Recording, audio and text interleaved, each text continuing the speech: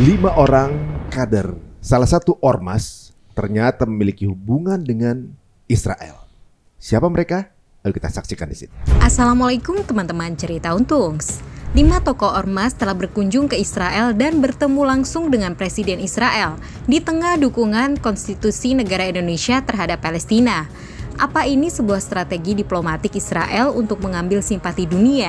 Kali ini cerita Untungs akan membahasnya bersama Ustadz Fahmi Salim dan Ustadz Hussein Gaza. Hanya di cerita Untungs.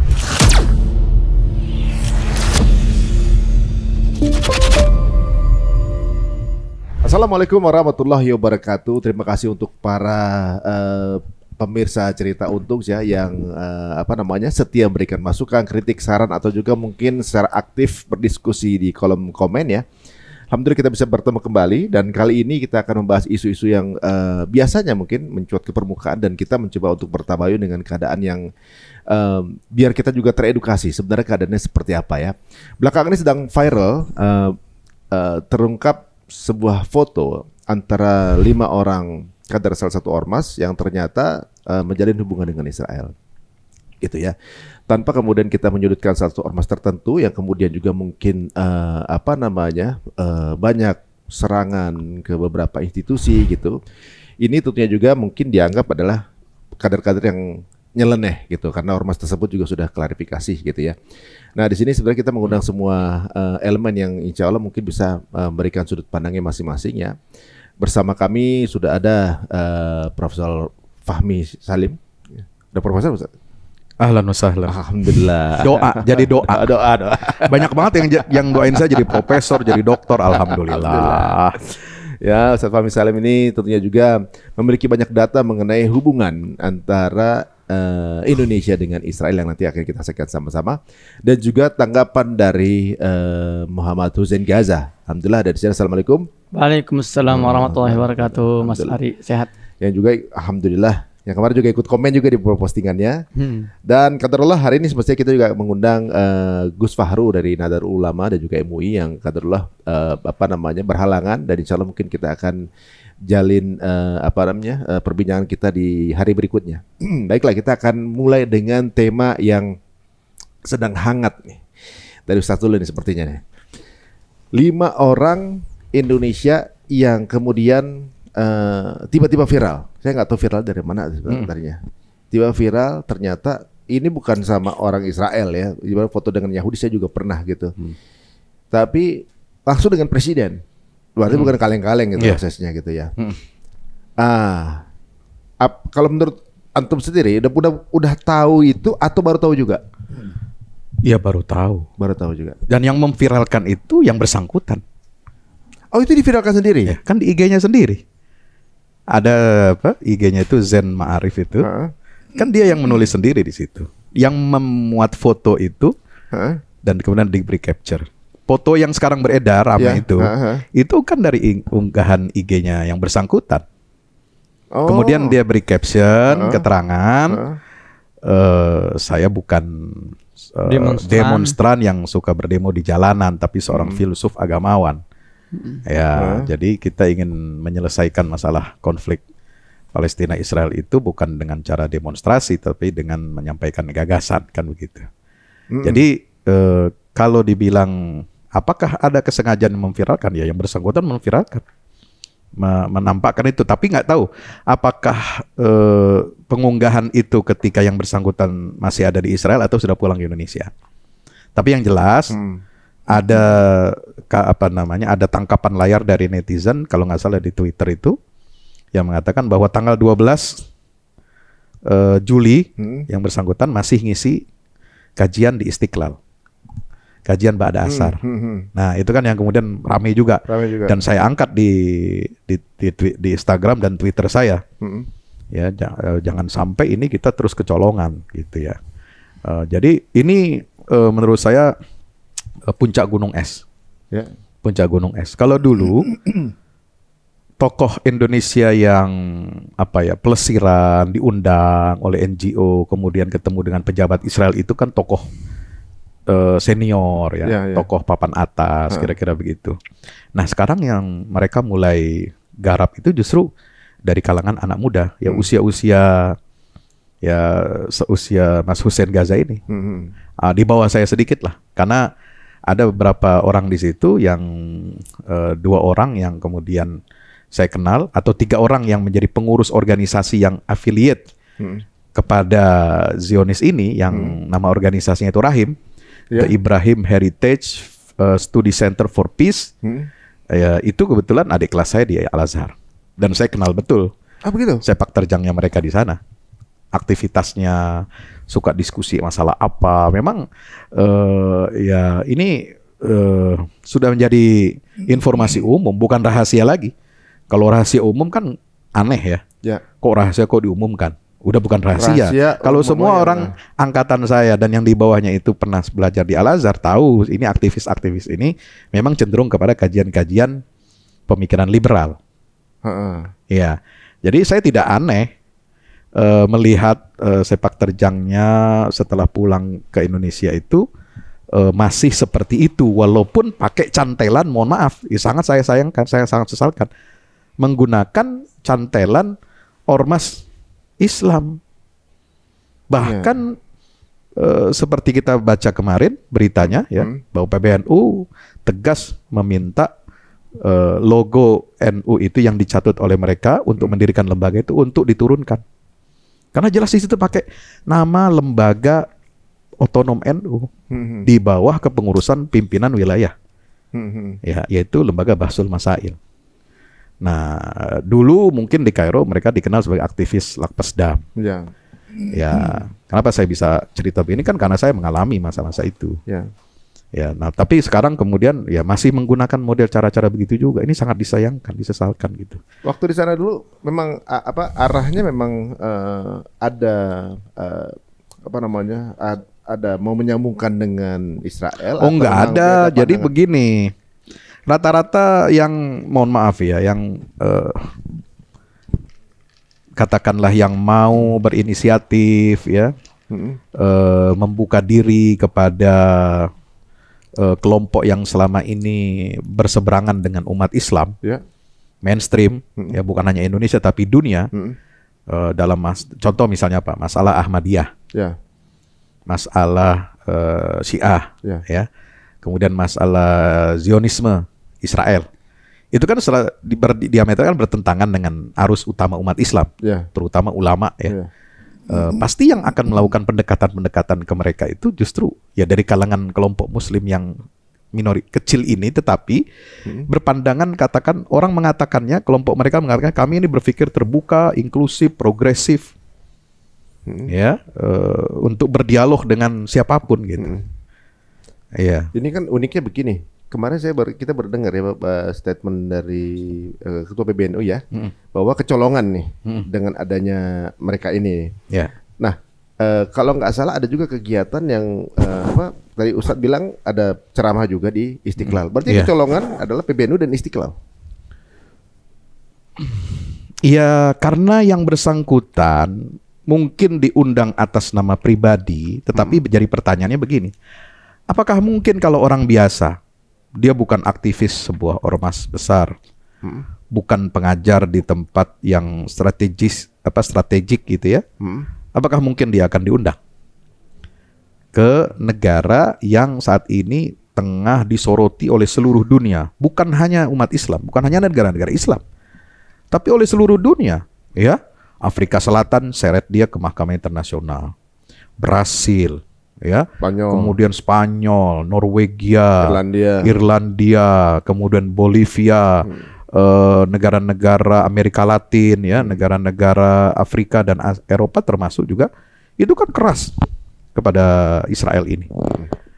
Jadi ini kan disoroti oleh dunia, tapi mereka pasti diundang itu bukan hanya kapasitas pribadi.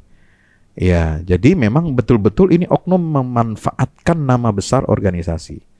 Ya, ormas itu gitu ya. Dan ini yang perlu kita sesalkan ya. Nyatut jadi istilahnya. Mencatut bisa dikatakan begitu. Apalagi berani dia di lembaga Rahim itu mencantumkan logo lembaga itu, lembaga Bahsul Masail.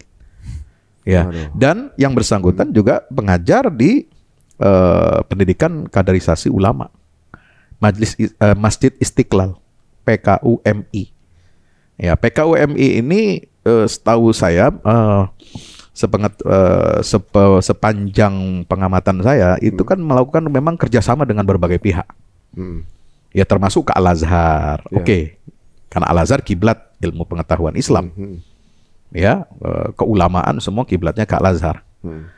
Kemudian juga termasuk ke Amerika. Makanya ada sempat berita juga kan bahwa pimpinan PKUMI ini yang juga Imam Besar Istiqlal itu kan pernah berkunjung ke tempat lembaga yang sekarang disoroti ini, ya, itu American Jewish Committee, AJC, yang dalam situsnya jelas mereka mengatakan stands with Israel gitu, ya, jadi berada di posisi Israel gitu ya.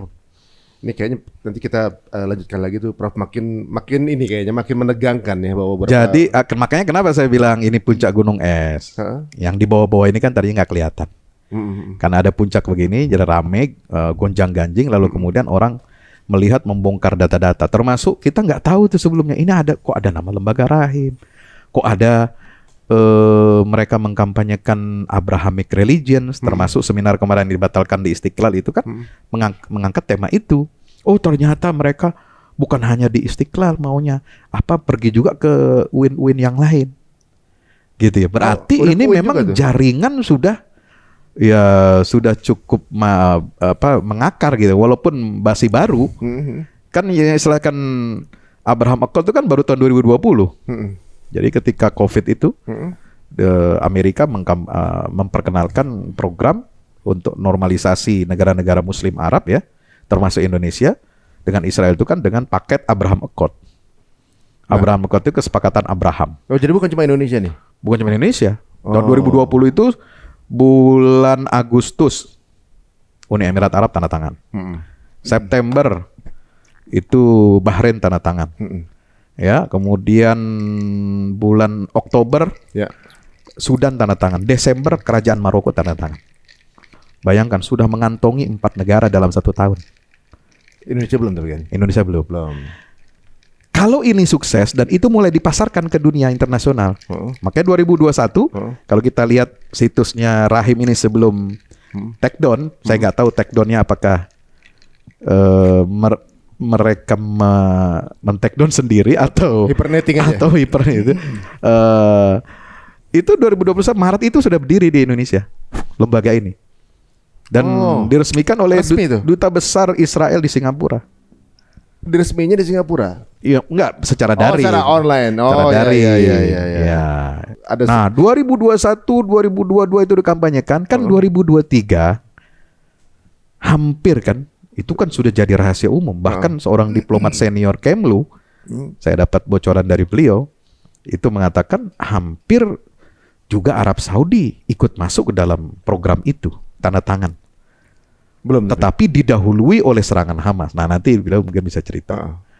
Tanggal 7 Oktober untuk menggagalkan. Dan Amerika sendiri, Presiden Biden Kemlu Amerika mengatakan kalau tidak ada serangan Hamas itu Arab Saudi sudah. Jadi salah satu tujuan Hamas serangan Israel itu untuk menggagalkan, sebab Saudi dan Indonesia ini kan negara besar, jumlah Muslim terbesar, dan Saudi itu menjadi tuan rumah bagi dua tanah suci Mekah Madinah. Kalau ada pengakuan dari mereka ini, dan apalagi Indonesia dengan jumlah mayoritas Muslim terbesar dunia, Israel kan pamornya makin keren bos. Oh jadi ini program yang sudah mungkin cukup lama ya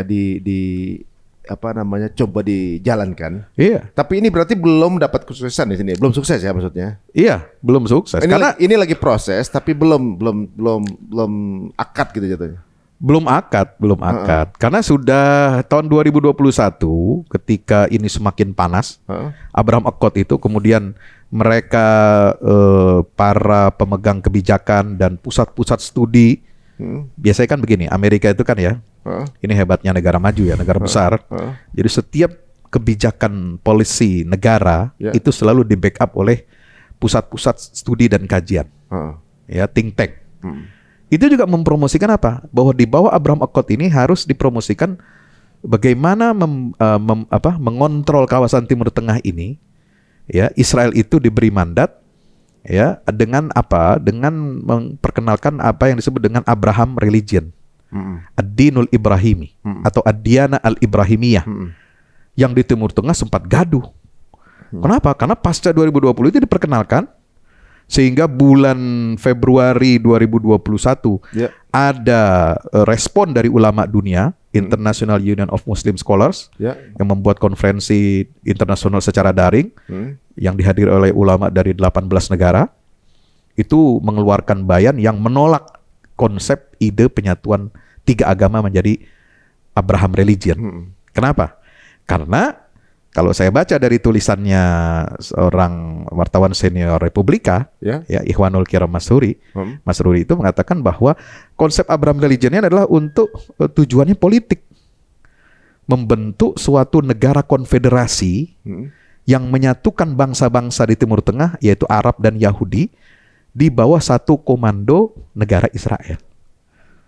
Jadi tujuan ini tujuan ekspansionis dan hegemonik gitu.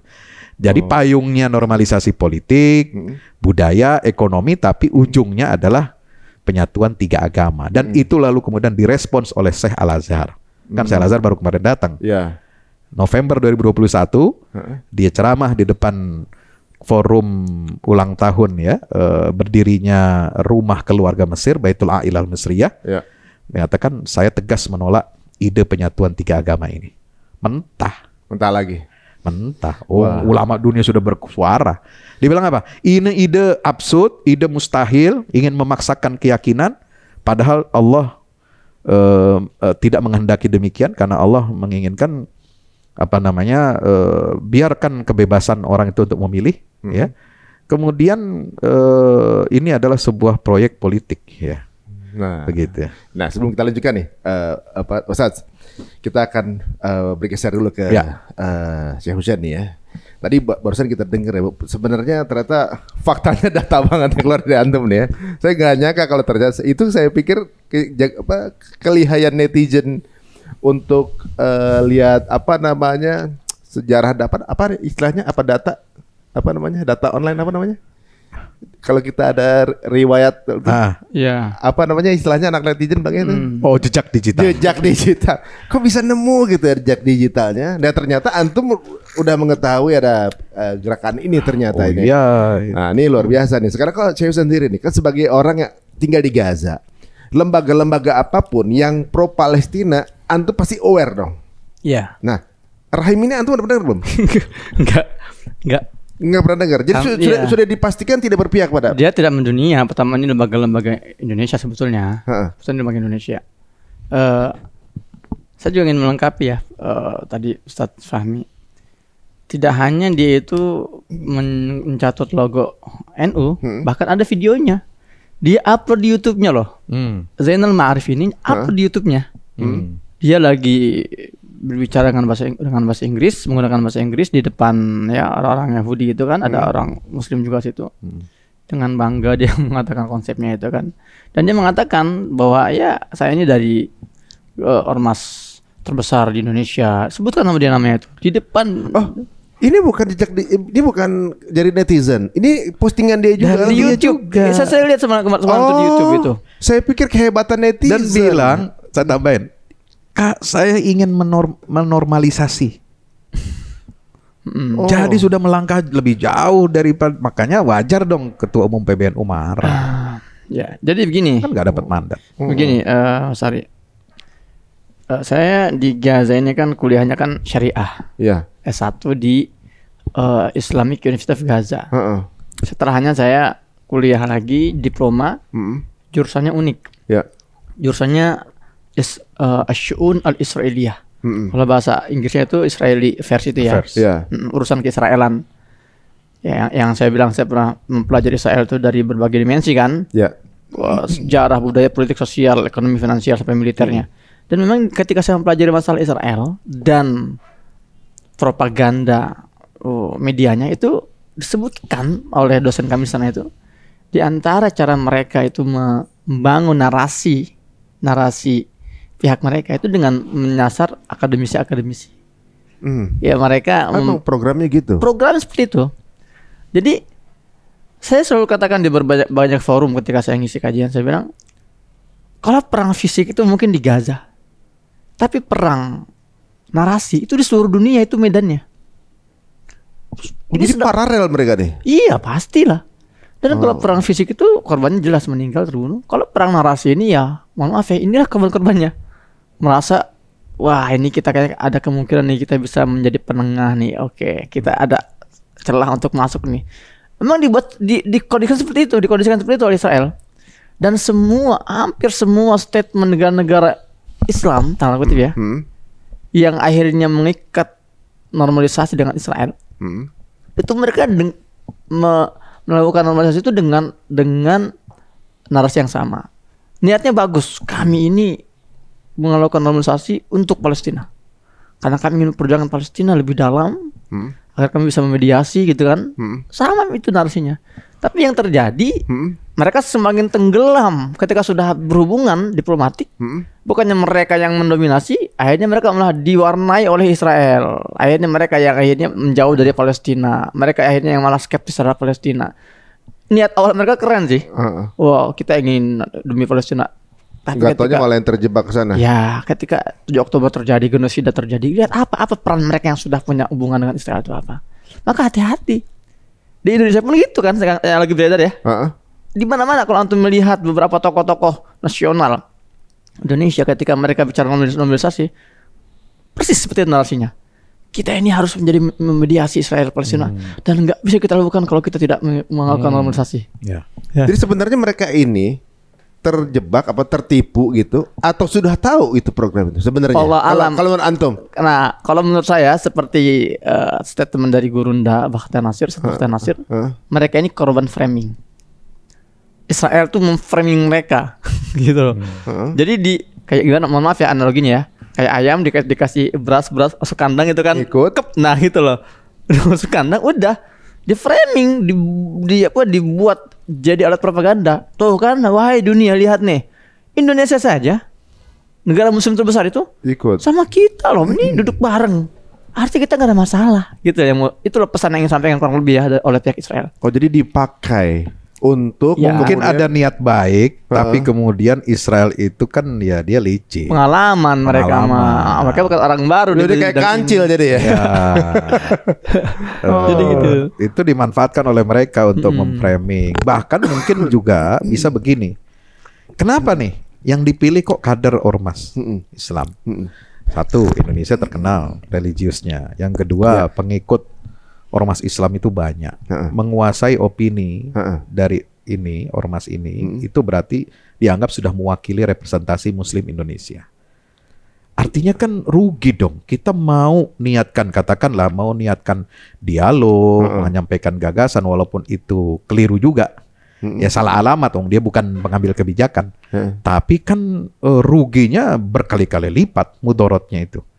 Bisa jadi salah satu niat daripada Zionis adalah untuk menghancurkan citra NU di mata umat Islam. Bisa jadi. Loh, di Indonesia dan di seluruh dunia. Kalau misalnya gini, kalau memang mereka memakai kader kader salah satu ormas nih, kalau dihancurkan namanya, yang rugi dia nggak bisa dipakai dong berarti. Jadi keuntungan mereka apa dong ketika itu? Kan ketika misalnya dia pakai gelas ini untuk menjadi mengiklankan sesuatu. Tapi kalau dihancurkan gak ada kreditnya berarti. Antum bisa ini nggak? Ada pepatah mengatakan menembak dengan satu tembakan tapi kena dua target. Iya.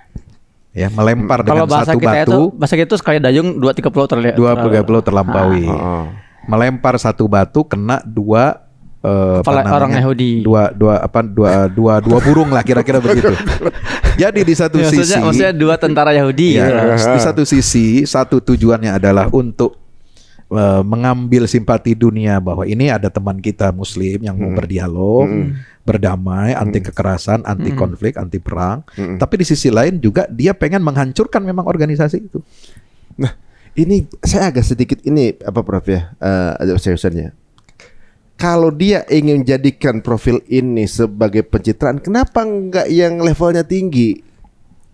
Presiden atau menteri atau siapa gitu yang begini. yang begini, lebih dipercaya gitu. Mas Arya, kita berkaca daripada final Piala Eropa kemarin misalnya, antara Spanyol lawan Prancis. Ya, jadi kan strategi sepak bola pun dalam itu kan progresif ya. Di awal strategi seperti ini ketika main, oh enggak kita ubah strategi. Ketika misalnya sebelah kanan itu sudah mentok tuh si Lamine Yamal, ya nggak bisa ini karena kekuatannya si Mendy ya, back Inggris, back Prancis itu ya. Cari yang lemah, mana sisi lemah nih. Kan gitu kan bola itu kan. Jadi cari sisi-sisi lemah, di situ kita eksploitasi, gitu loh. Mereka enggak sembarangan milih orang, mereka berusaha untuk misalnya masuk ke kalangan jabat tinggi, oh udah nggak bisa, tegas Bu Menlu, tegas Pak Prabowo gitu kan, carilah sisi-sisi yang lemah yang bisa mereka masuki, situlah pak. Nah, dan nggak mungkin dong Mas Ari ya, kan situasi sekarang kan lagi begini, apalagi genosida, opini dunia itu Israel itu buruk dan jelek sekali, nggak mungkin dong dia bisa mendatangkan pejabat Indonesia tiba-tiba foto di sana, apalagi kan sikap pemerintah kita udah tegas mengecam genosida di Gaza. Itu mustahil. Maka dia ambillah ini remeh-remeh, receh-receh ini, yang kira-kira biayanya juga murah gitu. Ya mohon maaf kata gitu kan. Yahudi itu pelit juga bos. Pelit banget. Perhitungan gitu. Ya, perhitungan. Begini Sat. Bicara tadi ya, Yahudi ini memang terbiasa sekali, mereka tuh ketika meluncurkan sebuah agenda itu mereka mendapatkan beberapa manfaat sekaligus. Contoh, tahun kalau nggak salah 78 ya. Ntar Google lagi kalau saya salah. Ada satu profesor Yahudi, Michael Hart. Dia itu menulis satu buku, The most influencing people gitu kan. Siapa nomor satunya? Siapa tuh? 100 orang paling berpengaruh di dunia. Nabi SAW kan. Bangga gak? Bangga lah. Nah, itu masalah kita umat Islam. Kenapa tuh? Itulah cerita Yahudi itu. Kenapa tuh? Jadi kita nggak mau baca apa itu isinya, apa di daftar isinya. Buku itu isinya tuh orang-orang jahat, para pelaku genosida. Coba lihat listnya ya. Ada Hitler di situ. Ada Mao Zedong yang membantai jutaan orang Cina. Ada Stalin. Oh, Stalin, Mao Zedong, Hitler itu orang-orang pembantai terbesar di dunia dan peringkat satu ditarik Nabi. Iya, bayangkan coba. Mereka tuh bernarasi juga sebenarnya. Ada Nabi Isa korban dia. Iya. Gini loh, kalau emang dia tuh fair, kalau emang dia tuh fair, orang-orang baik, orang-orang paling berpengaruh. Ada banyak umat Islam yang menemukan penemuan besar. Kenapa cuma masuk 2 orang nama Muslim itu? Satu Muhammad, satu lagi Umar bin Khattab. Bahkan ketika dia menulis tentang si Buddha Gautama, Darta Gautama, Buddha, apa dia bilang? Sebetulnya saya ingin meletakkan Buddha ini di atas nomor 1. Cuman pengikut dia nggak sebanyak Muhammad. Dia bilang gitu. Jadi sebetulnya dia tuh sedang mencaci maki Nabi kita, tapi kita umat Islam ini nggak paham gitu loh. Nah, apa keuntungan dia? 2. Apa tuh? Berhasil merendahkan umat Islam tanpa kita sadari. Kedua, dia berhasil menjual buku itu jadi bestseller gitu loh. Karena Indonesia umat Islam ngerasa itu marketnya gitu loh. Maksudnya umat Islam beli pun nggak dibaca, nggak dipahami. Jadi pajangan doang, wah bangga gitu. Sampai hari ini loh banyak orang umat Islam masih hit itu buku. Iya, masih membanggakan orang Yahudi aja mengaku Muhammad sebagai orang paling berpengaruh. Ya, berpengaruh dari list orang jahat semua ini. Jadi dia ingin mengatakan Muhammad ini jahat loh, lihat. Ada pinter-pinternya ya mereka ya. Seperti itu. Pinternya licik. Pinter licik. Nah, sekarang kita bicara mengenai rahimnya ini sendiri nih. Rahim ya. Kan mendekati minggu ke 34 mulai lahir. Ini beda rahim. Rahim ini ya. Rahim organisasi yang saya pikir banyak di netizen baru saya Antum juga bertahu. Antum udah bertahu belum? Baru tahu kemarin. Antum juga baru tahu. Nah, ketika di dalam list ini kan ternyata kalau dari nama seperti Muslim. Betul. Karena dia ngambil dari nama Ibrahim. Ibrahim. Heritage. Oh ya. Rahim. Ketika dilihat di dalamnya sebenarnya juga kepanitiaannya bukan nggak semua Muslim, ada Yahudi juga kan gitu. Iya. Lintas agama. Campuran. Agama. Bahkan di dalamnya itu ketuanya kalau nggak salah ada sejawat Antum mungkin di MUI. Iya. Kalau nggak salah. Itu adik kelas saya juga. Adik kelas Antum. Itu gimana? Kaget ya waktu kemarin lihat? Ya saya nggak kaget banget ya. Setengah kaget aja. Tapi aja. Biasanya kalau ketemu tuh memang pemikirannya begitu atau memang? Kalau ketemu memang ya dari sana memang sudah pemikirannya suka mengkaji hal-hal yang kira-kira anti mainstream ya. Memang lulusan pesantren, lulusan ya bagus ilmu alatnya, baca kitab kuningnya bagus gitu ya. Cuma kadang-kadang kan begini, saya tulis di Twitter itu ya, bahwa di era awal 2000-an ya, ini santri-santri Nusantara ini banyak dicuci otak, dapat dana dari asing untuk menyebarkan faham liberal. Maka berdirilah jaringan Islam liberal. Ya kan? Jaringan Islam kan awal 2000-an tuh. Ya. Nah, kemudian saya bilang, ternyata ya 20 tahun, 2 dekade lebih berikutnya, ini kemudian santri-santri ini juga kemudian digarap dan dicari titik lemahnya di mana. Nah, ini masuklah masalah dialog antar umat beragama. Kalau biasa dialog antara Muslim dengan gereja Vatikan, ya seperti Al-Azhar dengan Vatikan itu kan sudah menandatangani dokumen persaudaraan kemanusiaan universal. Itu biasa. Tapi kalau dialog dengan Muslim dengan Yahudi, ini kan tidak pernah kita dengar kecuali baru beberapa tahun belakangan ini setelah adanya Abraham Accord. Ya, itu baru. Ini jadi kalau dialog Islam Kristen itu sejak lama, sudah puluhan tahun. Dan kita ya walaupun ada sedikit catatan-catatan, tapi nggak ada menemukan masalah. Nah sekarang dialog Muslim Yahudi, di mana Yahudi ini dia jelas mendeklar bahwa negara Israel itu adalah negara nasional bagi seluruh kaum Yahudi di dunia. Artinya kan bertentangan gitu. Ingin menyelesaikan masalah penjajahan, pendudukan, penindasan, kok dengan cara dialog antar umat beragama, terutama Muslim dan Yahudi. Kan salah alamat. Ya. Mungkin mau menormalisasi faham orang Islam mengenai Yahudi kali. Dianggapnya kita Yahudi ini menganggap Muslim yang menolak Yahudi penjajahan Israel itu dianggapnya antisemitik. Loh gimana antisemitik? Arab itu juga bagian dari Semitik. Sam dari Sem, ya bahasa satu rumpun. Keturunannya pun sama Nabi Ibrahim. Ismail, Ishak anaknya Nabi Ibrahim. Ya, jadi antara Bani Israel dengan orang Arab itu satu rumpun, satu kakek moyang. Kecuali gitu Amerika nyerang Gaza baru antisemit dia teh. Iya. Terhadap Gaza malah. Jadi, kelompok AJC ini, American Jewish Committee itu ingin mengaitkan setiap kali ada lonjakan antisemitik, maka gerakan gelombang Islamofobia juga meningkat. Jadi kayak dia ingin ambil satu simpati dari dunia Islam. Bahwa lu mesti bareng sama gue melawan atau memerangi gerakan antisemitik. Kenapa? Kalau antisemitik ini meningkat, Islamofobia juga meningkat.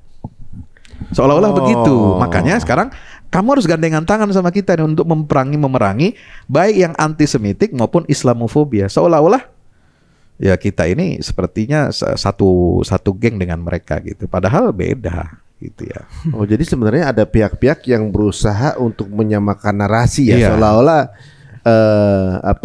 Islam atau part dari Islam ini atau negara Islam ini sebenarnya proses dalam mendekat dengan Yahudi. Ya posisi kita kan Islam itu kan tidak anti agama lain. Itu. Islam tidak memerangi agama lain. Ya diakui keberagaman agama itu. Islam itu mengakui keberagaman agama itu. Artinya pluralitas. Nah, yang diperangi oleh Islam itu apa? Kezalimannya. Coba alasan kenapa syariat jihad itu disyariatkan? Karena ada perbuatan zalim. Alladzina ukhriju min diyarihim bighairi haqqin. Mereka diusir dari negerinya, ya. Kemudian mereka diusir karena agamanya. Ini kan persis yang terjadi di Palestina. Makanya Syekh Ahmad Yasin statementnya kan jelas. Kami ini bukan anti Yahudi sebagai agama. Kami anti penjajahan dan pendudukan. Dan kami melawan. Bukan, kita dulu bertetangga dengan orang Yahudi biasa. Ketika belum ada negara Israel. Kakek nenek saya bertetangga dengan Yahudi. Walaupun Yahudi minoritas di Palestina waktu itu. Nggak ada masalah. Yang ada masalah kan setelah kalian datang. Mengimport Yahudi dari Eropa, Timur dan sebagainya, Askenazi, datang ke negeri kami, menduduki, menjarah, merampok tanah-tanah dan rumah-rumah kami. Masalah kami melawan itu, bukan melawan agama Anda. Nah, kalau bicara soal itu, Syekh Hussein ini kan udah hidup bertahun-tahun di sana. Palestina, Gaza atau Palestina itu bukan cuma Muslim kan? Iya, bukan. Ada orang Nasrani juga kan? Katolik ya? Nasrani. Ortodok ya. Ada Yahudi juga kan? Yahudi sempat ada, cuman ada ya. Tapi di Gaza itu ada orang Yahudinya nggak?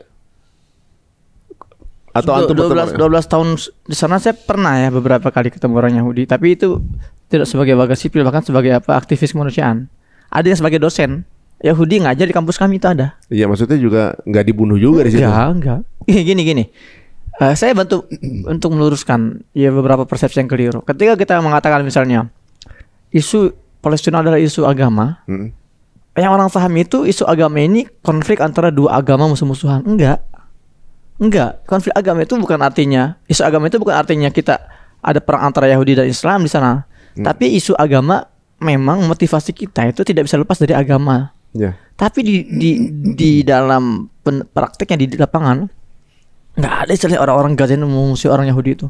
Kalau orang-orang Gaza, Hamas contohnya ya, kalau mereka itu memerangi mereka karena Yahudi, harusnya 120 orang Yahudi yang ditawan itu sudah dibantai habis dibunuhi itu. Tapi yang terjadi apa? Para toran-toran Yahudi di Gaza itu kan malah dimuliakan.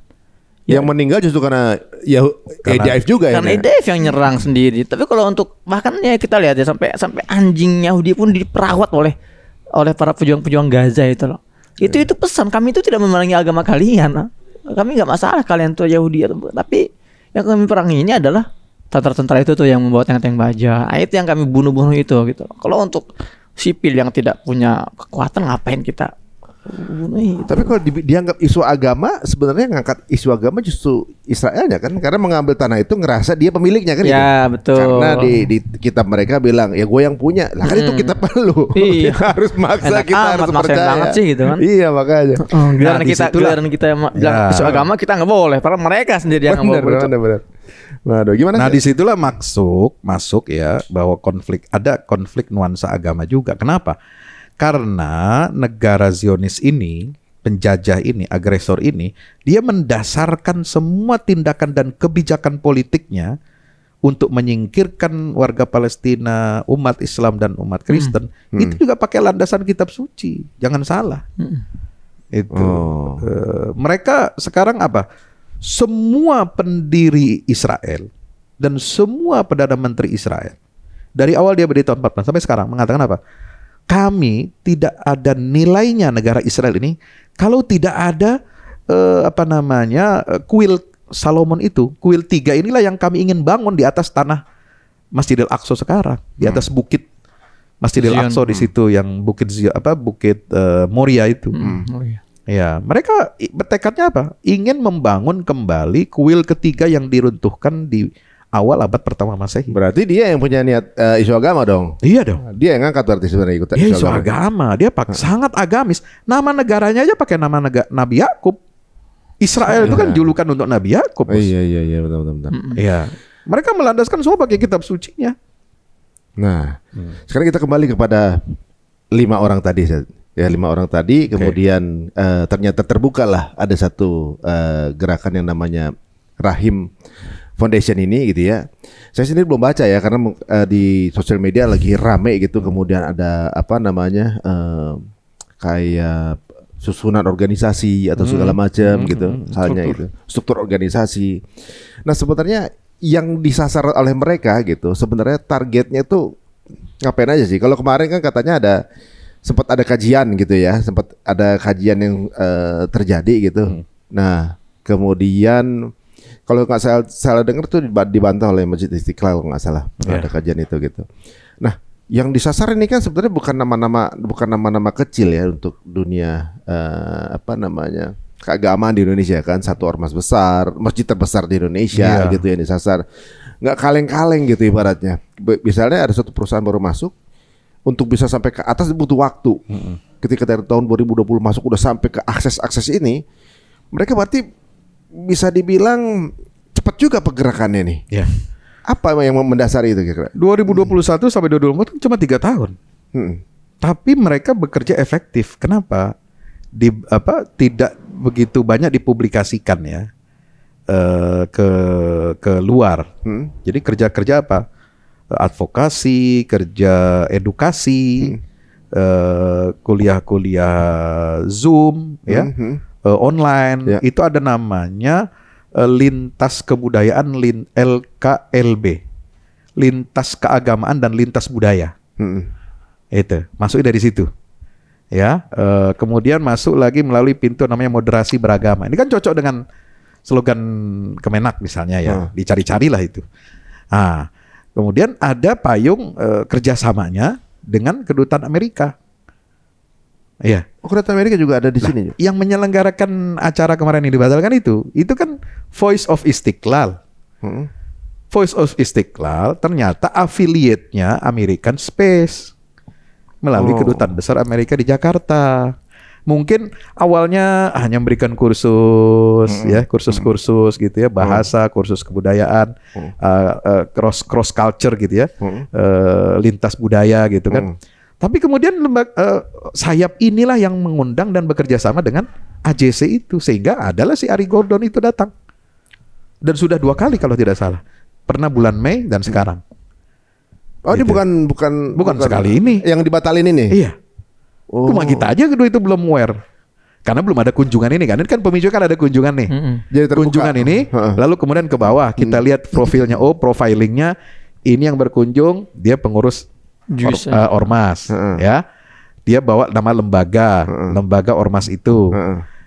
Bikin lembaga namanya Rahim tadi sebagai cangkangnya. Nah, ternyata ini ada kerjasama dengan dia juga pengajar di Istiqlal, pendidikan kader ulama di Istiqlal. Kemudian ada Voice of Istiqlal. Loh, kok apa kebetulan semua ini kan? Kan nggak ada yang namanya istilahnya kebetulan. Semua itu by design. Kalau kita bicara semua kejadian di alam semesta kan kita nggak ada mengatakan kebetulan, semua sudah takdir Allah, sudah digariskan oleh Allah. Kalau kita bahasa agama gitu kan. Tapi kalau bicara masalah politik, fenomena politik pasti ada benang-benang merahnya semuanya. Nah, ini yang kita sesalkan gitu. Kenapa bisa seperti itu? Jadi kenapa Mas Ari mengatakan tanya, ini kok bisa masuk ke lembaga-lembaga besar ya? Nah, di situ saya bilang, jadi dia dengan biaya murah, mohon maaf ya, ini receh banget gitu, biaya murah, dia bisa masuk masuk ke jantung lembaga keagamaan di Indonesia, gitu. Dapat ormas besar, dapat simbol masjid nasional. Akhirnya buruk citranya ini. Ya. Gitu. Dan sementara apa sih yang mereka dapat gitu? Iya juga ya. Mungkin karena masih muda kali saja. Itu dia. Itu. Berarti kan Syekh Hussein bilang tadi, yang disasar anak muda kan? Anak-anak muda, kemudian yang tidak berpengalaman. Apa namanya, ada buktian diri gitu. Nah, biasanya kalau ada acara yang hubungan dengan Palestina atau konflik ini, kan Syekh Hussein pasti biasanya selalu ada terundang. Pernah nggak sekali? Mungkin ada diundang oleh lembaga itu misalnya? Nggak ada. Nggak pernah? Gitu. Nggak. Atau apa tadi, Rahim atau Voice apa? Sebelumnya. Dan gini Mas Ari, geliat Zionisme di Indonesia itu nggak cuma sekarang doang. Emang udah lama? Sejak sebelum kemerdekaan kan sudah ada loji-loji Yahudi di Indonesia. Makanya saya minta antum lain kali undang Ustadz Andre. Andre mana? Ustadz Andre Malang. Oh, Andre Malang, ya. Ustadz Andre. Itu Masya Allah. Dia dibuat dalam tesis dia itu tentang markas Zionis yang 5 hektar di Malang itu, di Bukit Malang itu. Ada situ. Jadi setiap malam tuh di hari tertentu ya beberapa mobil-mobil mewah masuk ke pegunungan, di pegunungan apa namanya itu, gunung apa namanya itu di Malang itu. Guci. Guci apa namanya? Batu. Iya, Gunung Batu nggak salah ya itu. Kota Batu. Iya, ada 5 hektar bangunan Zionis itu. Itu sejak sebelum kemerdekaan sampai sejak itu terekspos itu memang sudah ada geliat-geliat Zionis. Jadi mohon maaf ya, masih ada sisa-sisanya. Jadi di Indonesia ada di Zionis berarti? Iya. Ada atau keturunan ini ada nih? Ya, terang-terangan lah, lihat aja tuh si Baruch termasuk yang hadir dari 5 orang di luar 5 orang itu ya. Itu yang dari kan kaitannya dengan penjajahan Belanda. Jadi selain lima orang kader itu, ada lagi orang Indonesia lain yang ikut ke Israel tuh, mukanya kelihatan, namanya Baruch itu. Baruch itu yang dia dengan bangga mengenalkan saya itu orang Yahudi di Indonesia. Yakov itu, yang dia juga mendirikan museum Holocaust di apa namanya? Minahasa. Oh, itu kan jelas-jelas. Termasuk yang malam ini saya mau ketemu nih si Monique Kraiker. Dia kan termasuk jelas-jelas menamakan diri sebagai aktivis Zionis di Indonesia. Karena FAM itu kan nggak diterima di sini sebenarnya. Nggak diterima, harus makanya perlu ketegasan. Iya, perlu ketegasan sih, Bang. Itu museum masih ada juga ya? Kalau masih ada berarti belum ketegasan belum terlihat. Jadi negara ini kan sudah jelas posisinya. Ya, tindakan seperti itu bertentangan dengan konstitusi. Ya, Indonesia mengatakan konstitusi kita segala penjajahan harus dihapuskan. Yang kedua bertentangan dengan sila kedua Pancasila, kemanusiaan yang beradab. Ya, kemudian konsensus seluruh pendiri bangsa itu kan menolak untuk normalisasi dengan Israel selama masih ada penjajahan dan pendudukan Israel di bumi Palestina. Bung Karno kurang kuat sekali, ya Bu Mega sampai kelompok kalangan kalangan sosialis kalangan kiri Indonesia itu berpegang teguh pada ajaran Bung Karno. Soekarnoisme. Ya, Marhaenisme, Soekarnoisme itu berpegang teguh. Jadi anti Israel. Lah kok ini yang bidang agama, jurusan agama itu kok bisa kalah kuat gitu. Ini kan sangat aneh sekali gitu ya. Nah, jadi kalau bicara masalah tadi kenapa masih ada pola pikir Zionisme di Indonesia ini, saya kira juga termasuk bagian dari sejarah. Nah, kita sayangnya Zionisme ini belum menjadi sebuah kesadaran bersama. Ya, belum, nggak ada mata kuliah di Indonesia tentang Zionisme di ilmu politik kah, ilmu sejarah kah, dan lain sebagainya. Kalau di Mesir udah ada, di Gaza udah ada, ya. Di Mesir itu udah ada pakarnya, bahkan udah ada ensiklopedinya. Profesor Abdul Wahab Al-Masiri. Itu dia bilang apa? Ya, hati-hati, ini akan ada varian baru Yahudi. Apa tuh? Varian baru Yahudi yaitu Yahudi fungsional. Maksudnya, Muslim, bukan Yahudi tapi membela kepentingan Yahudi. Muslim, malamnya masih sholat Isya. Tiap malam sholat Isya biasa kayak orang Islam. Tapi besok pagi, setiap pagi dia bekerja untuk melayani dan membela kepentingan Zionis. Jadi kaki tangannya. Iya. Bahkan seringkali lebih Yahudi dibandingkan orang Yahudi. Ya. Sama dengan Londo Irang zaman dulu. Londo Irang zaman dulu lebih kejam dibanding Belandanya katanya. Dibanding yang kulit putih mancung itu. Katanya mereka yang eksekusi itu bagian Londo Irang. Nah, yang pesek-pesek justru masih lebih galak gitu. Karena pembuktian. Nah, berarti kalau di narasi-narasi sosmed itu yang kemudian mengadvokasi, kemudian membela, itu berarti bagian dari itu. Mentalitas itulah yang harus dihilangkan. Lokal mentalitas tapi Yahudi, apa? Mentalitas menghamba kepada penjajah. Ya. Gitu. Jadi kalau misalnya negara masih dijajah, dia akan jadi Londo Ireng itu. Iya. Jadi sebenarnya mereka ini kayak X-Men ya. Ada banyak dan tersembunyi. Mutan-mutan itu ya. Bermutasi. Mungkin mereka ada grup sendiri gitu ya. Dan bermutasinya ini hati-hati, dia bukan hanya dia yang punya terah darah Yahudi, misalnya seperti tadi Monica atau siapa gitu, Yakov itu ya. Tapi ini Muslim yang gak ada hubungan darahnya dengan Yahudi. Dan dia agamanya Muslim. Antara ajaran Islam, Rasulullah menghadapi Yahudi di Madinah kan jelas bertolak belakang. Tapi kenapa bisa? Nah, itu maksudnya dengan apa? Model-model cara halus. Ya, infiltrasi apa? Dari pemikiran dan ideologi. Ya, humanisme, perdamaian. Ya, anti kekerasan loh. Iya, kita semua sepakat kita nggak boleh suka kekerasan. Tidak boleh dalam Islam itu suka kekerasan. Ya, kita harus perdamaian, iya.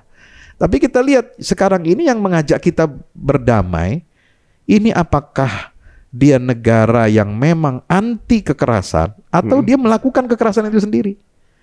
Nah, negara penjajah Zionis, anehnya kan, ini Zionis nih lagi melakukan genosida, kok tiba-tiba ada suara ingin perdamaian, ingin normalisasi, kan aneh. Ya gimana kita mau berdamai dengan orang yang ngebunuhin saudara kita, yang merampas tanah airnya, yang membantai anak-anak dan kaum wanita gitu. Itu perlu dipertanyakan tingkat perkemanusiaan ya. Butuh sampai selevel apa sampai akhirnya dia tahu kalau ini asli jahat gitu kan. Betul. Menurut mereka berarti berapa ribu? 40 ribu, 30 ribu ya? Yang sudah terbunuh. 40 ribu. 40 ribuan kan? 40 ribuan ini masih dianggap bisa dinormalisasi gitu. Berarti butuh berapa? 1-2 orang. Kalau ada pembunuh ngebunuh 1-2 orang, itu kan udah disebut penjahat. Kalau ngebunuh satu kampung, tentu di atas penjahat dong. Ini ngebunuh satu bangsa, puluhan ribu. Ente mau bilang apa dia? Iya. Udah buktinya depan mata gitu. Kok masih depan mata? Kenapa masih keluh lidahnya gitu loh, masih takut untuk kenapa masih takut mengatakan bahwa itu adalah sebuah tindakan anti kemanusiaan? Dan mereka salah alamat kalau mereka bilang kami ingin memediasi antara Palestina dan Israel. Jangan di situ. Ya ini kan lagi ada proses mediasi nih di Qatar, di Mesir, ya kan? Mediasi kejahatan senjata misalnya kan. Ngumpul di situ oke lah gitu loh, ketemu dengan para petinggi-petinggi misalnya Mesir gitu kan, kemudian atau para petinggi Qatar, Amerika yang berusaha menghentikan perang ini, bukan malah ke Tel Aviv sana. Kalau dipikir juga kan negara-negara di PBB juga udah berusaha kan sebenarnya, anggotanya udah berusaha ya, itu juga nggak berhasil sebenarnya kan. Anggota udah berusaha, kemudian pemerintah kita juga berusaha untuk menjadi mediasi juga, tapi kan nggak juga tembus gitu. Ya mungkin ada jalur lain kali yang mereka miliki untuk bisa dapat gencatan senjata ini. Tapi saya dengar ada narasi mengatakan bahwa kader ini sedang... masalahnya begini, yang menggemaskan itu bukan dia ingin menghentikan perang. Bukan untuk bicara tentang gencatan senjata. Bukan ceasefire itu. Dia justru bilangnya apa? Ingin menormalisasi. Jelas sekali mengikat hubungan. Jadi dengan jelas sekali ini mengkhianati konstitusi. Dan apa kata dia dalam tweetannya kan, dalam postingannya? Saya bukan demonstran yang suka aksi demo gitu ya. Ini kan sarkas. Dia nggak tahu para akademisi dunia itu demo loh. Para dosen-dosen di Inggris, Amerika itu demo, mereka turun ke jalan. Dan intelektual gitu loh. Ya jangan seolah dia paling benar kan. Oh saya ini bukan demonstran jadi nggak perlu demo lah. Hebat sekali Anda. Jadi 10 universitas ranking terbesar di dunia semua pro Palestine. Iya. Dia menganggap bahwa dia lebih tinggi lagi. Dia menganggap dialah satu-satunya filsuf. Iya, dan dialah satu-satunya agamawan. Intelektual yang lain bukan intelektual. Selama masih ikut demo ya itu berarti intelektual mungkin itu dalam pikirnya. Terus agak satir kata-katanya ya. Terus menyampaikan gagasan apa? Bicara tentang gencatan senjata aja enggak. Mengecam genosida saja tidak. Mengecam pembantaian pun tidak. Malah justru ngomong di situ ya ingin menormalisasi. Akan mengupayakan supaya Indonesia menormalisasi hubungan dengan Israel. Ini satu hal yang wow. Lu siapa gitu. Alhamdulillah. Ya negara aja nggak begitu sikapnya. Pimpinan ormas Islam saya nggak ada yang bilang begitu.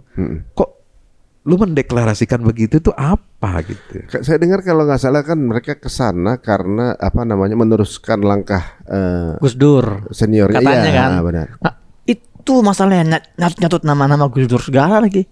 Gus Dur itu saya juga baca kan artikel tentang Gus Dur ketika menemui Shimon Peres misalnya, atau ketika menemui beberapa petinggi Israel. Tapi yang didatangi itu adalah petinggi Israel yang ada etikat untuk berdamai. Itulah yang dihadapi oleh Gus Dur.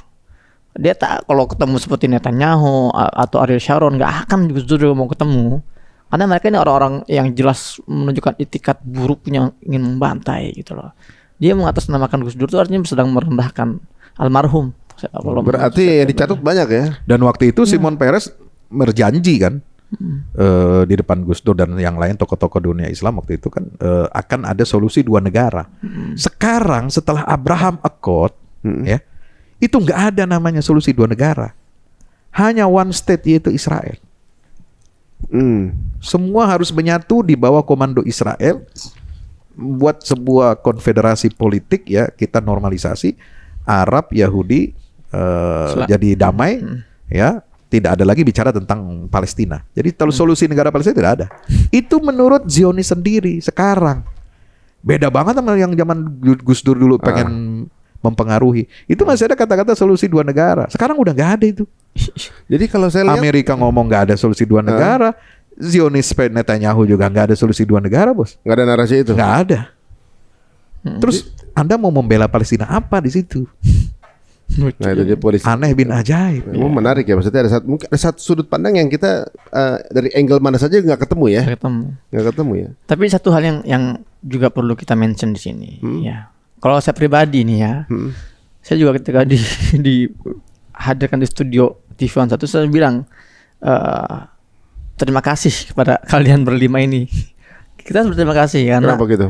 Ya satu, ya isu Palestina bangkit lagi. Ya. Kedua, orang jadi paham, jadi semakin terbuka. Selama ini kalau kita bicara hati-hati, ada pihak-pihak yang menginginkan normalisasi.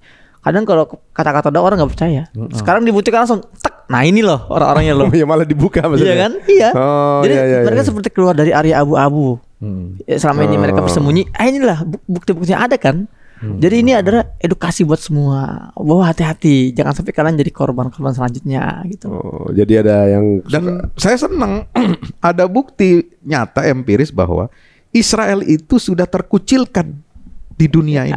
Itu juga bukti lain. Apa buktinya? Dia cuma bisa mendatangkan anak-anak muda yang nggak dihitung di ormasnya juga nggak, bukan siapa-siapa lah. Cuma nyatut aja gitu loh. Lah artinya sekelas presiden kok nyambut. Bayangkan coba. Iya. Sebegitu dia menurunkan levelnya. Permainan diplomasi Israel itu sebenarnya sudah kacau, sudah kalah itu.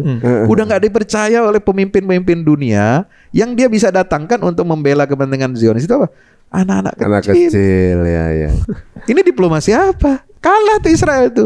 Saya alhamdulillah banget lu yang dipermalukan sebenarnya. Tapi menarik begini Zat.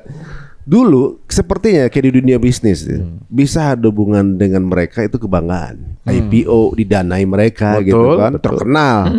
Karena ada hubungan IPO didanai mereka itu kebanggaan untuk bisnis gitu kan. Nah, sekarang ini kan semua produk yang ada afiliasi kayak cuci tangan, kayak aib gitu ada kemerekaannya diumpetin gitu kan.